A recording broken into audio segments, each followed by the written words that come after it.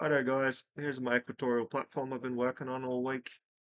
Basically a table that goes from one way to another, 15 degrees range of motion.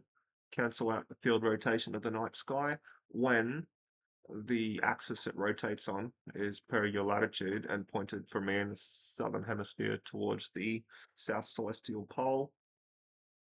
Basically, designed this one for my telescope. The latitude and rotating axis is quite high because the center of gravity on my telescope is quite high. And given that the table more or less floats, I don't want it to flip over on itself, so I can play with the weights and everything as I build it. This is more a proof of concept than anything. But basically, choose an object in the night sky, wherever that might be, and then over the course of an hour, it only has to move in one direction, which will give you perfect tracking of the night sky for long exposures and any general astrophotography purposes.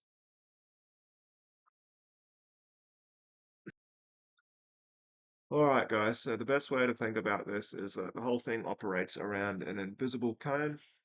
If I rotate that cone on the latitude axis, you can see that all the constraint of how it moves is dictated by the outside face of that cone. Doesn't have to be a cone, but because of the any cross-sectional cut underneath in your design, you're more or less forced into making a conic shape. Otherwise, if it was a cylindrical type thing shooting up into the sky, then the baseboard's going to look completely wild. That dictates my cross-sectional cuts. I've gone with a circle rather than an elliptical cut. I'll get into that in a minute. Um, I think the most critical thing about your shape of your cone is that any radius at any given point has to be perpendicular to your latitude axis. And obviously concentric circles wouldn't be a radius, would it?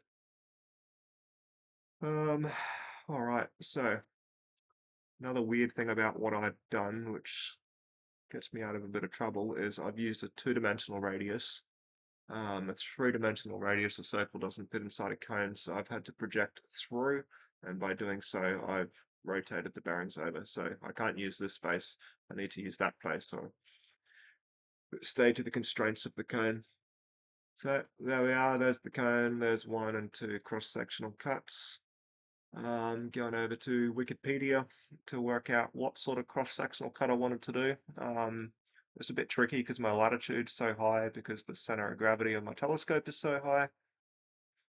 Um, Originally I was going to go for like a hyperbolic-y sort of style cut. The reason for that is that the apparent articulation at the back, so I was thinking an elliptical cut would look a bit silly, whereas I could have two offset hyperbolic cut sections.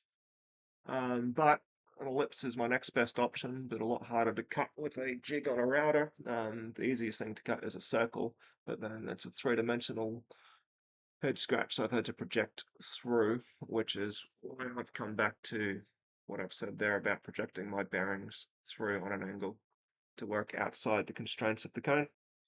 Then notice another design consideration is I've got 2 feet at the back here, with little indentations to stop it slipping. I've point loaded the fin and then added some support blocking there. And then my 2 feet at the back are somewhat supported in that same location. The front's going to take a lot less weight, but still same sort of consideration going on down there. Also, if you're wondering about the wheels, well, that's a story for another day, but just to sort of show you, I built a boxy box and then had to get her up the ramp. So, yeah, that answers that question. Back to this one. So, yeah, that's that.